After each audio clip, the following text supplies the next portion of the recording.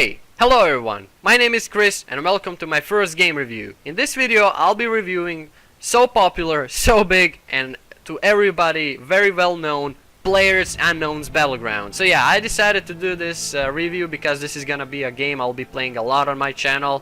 So I see every day when I go to internet people trashing this game, saying that it's bad, it's badly optimized, it has a lot of bugs and big frame rate issues, which is absolutely not correct. And if you want to know what is correct, then stay with me till the end of this video. If you're a gamer and you haven't heard of PopG yet, then you must be living under a rock or something, because there is absolutely no way in hell you haven't heard about this game at least once. The game came out last year, it's developed by Bluehole Studios, and since it came out it's been growing and growing and growing, and it's still growing, and right now this game at this current state has over 30 million players. Like, holy cow, do you know how much people is that? Like, that's a lot of people. Like 30 million players. Do you know what a 30 million people is?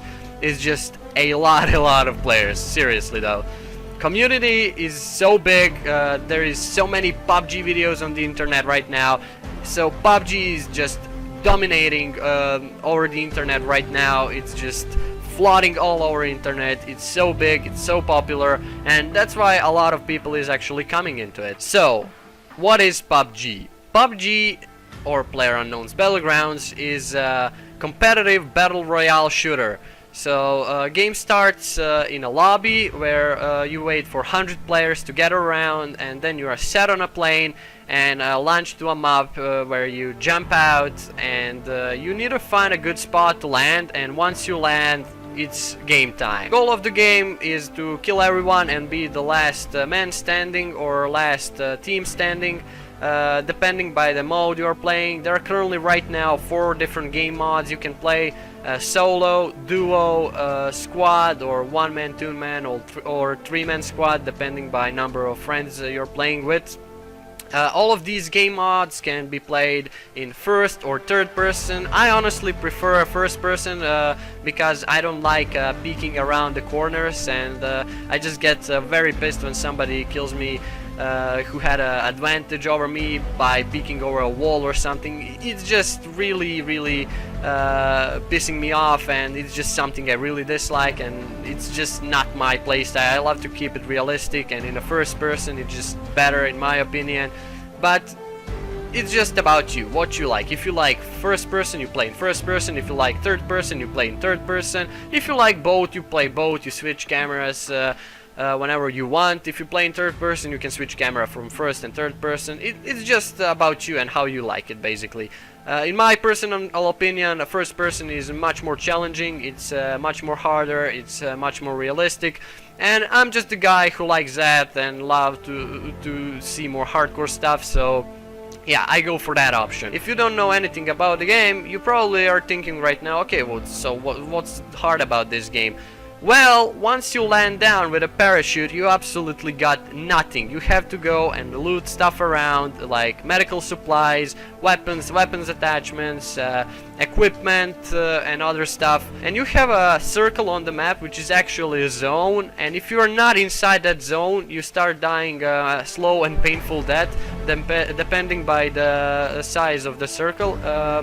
As circle gets smaller, damage gets bigger if you're out of it, so you don't wanna stay outside the circle when it gets small. It's just that. Like, if you're far away from the zone and if you try to run into it, and if you don't have any vehicles or anything to drive to the zone, or a boat or anything, you're just pretty much dead. But not in all cases. You can see here in the footage I'm recording, I mean, I'm probably not gonna put all of it because it's too long, but I've been left behind in the zone really far, and I've been running, and I had enough medical supplies to actually heal myself, and somehow I managed to find a vehicle and I drove it to a zone and actually killed one player before actually getting killed in the end.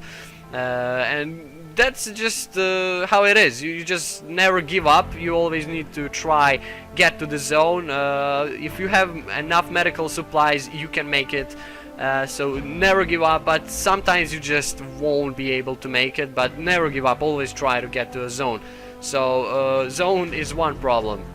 Second problem that can appear is a red zone or a bombing. If you're caught inside that, you can die very easily. I mean, I didn't get that often killed by a red zone, but it happened a few times. But it's definitely not a good idea to be in the red zone, because you never know where the grenade is gonna fall, and you just can get instantly by a red zone. So that's not a good idea, and keep watching for that. So that's pretty much what PlayerUnknown'S Battlegrounds is. So it's a battle royale competitive shooter where you go, loot, kill players, and try to be the last man or last team standing. And let's talk a little bit about the game design and my menu. So the game has a pretty simple customization. You can customize your character. You can make him or her look whatever you like. You have a few different options you can choose, and you can make your character. Then you can buy loot boxes. That's something I personally dislike about this game. That's something I really dislike. You can unlock the boxes by collecting Battlegrounds points you get after every game. Depending the amount of coins you get depends by how good you were in that game, what place did you won, and stuff like that. And I personally dislike the idea of microtransactions and buying those keys for those loot boxes and stuff. I mean, you can't get any weapons or something, it's just cosmetics, but still I think they should make all like in-game money, which is like Battlegrounds points, and you can buy loot boxes and stuff with that and then just open them. But you can still get pretty good stuff from random loot crates. Like you can see here, I have some pretty good stuff. So yeah, you got those free boxes, and you got those paid ones. You can actually sell them on the Steam at any time, so that's another good option. If you don't want to pay for the keys and stuff, you can always sell them and then buy a key maybe, and then next time you get this box, you can buy a key and actually unlock it to get some other cool stuff. But like I said, it's just cosmetics, like it's just the clothing, gloves, shoes and stuff like that. You won't have any advantage over other players, so that's a good thing. But still, I kind of think they should make it equal for everyone. But okay, that's just my personal opinion. So yeah, game had some really serious issues with the frame rate, but that was in alpha stage, guys. Game now came out and it's been completely fixed. So if you hear somebody saying that this game has really terrible frame rate issues, that's absolutely not true. I can confirm that by myself. It's not true anymore. Now I'm saying again, game used to have these problems, but it's been fixed. Also, the another problem this game still has sometimes is servers. Sometimes servers are down and you just can't play a game. I don't know why that keeps happening, but from all other stuff, it's been just completely fine. Those people who are saying that either have a bad computers or unstable internet connection, because I don't have any problems. I have stable 60 FPS on all high settings. There are also ultra settings, but when I put it to ultra, I go to 30 FPS, which is also good, but I prefer 60, so I keep it to high settings. And it's not true that there is bugs. Like the worst bug that happened to me is actually when you are landing with a parachute and you get stuck into something, and then you click F to cut away ropes, and then you fall and you can damage yourself. That's the only bug I personally encountered in this game. Like this game doesn't have any heavy bugs like, I don't know, your gun not being able to shoot or something like that. There is absolutely no bugs like that in this game, and I honestly don't know what these people are talking about.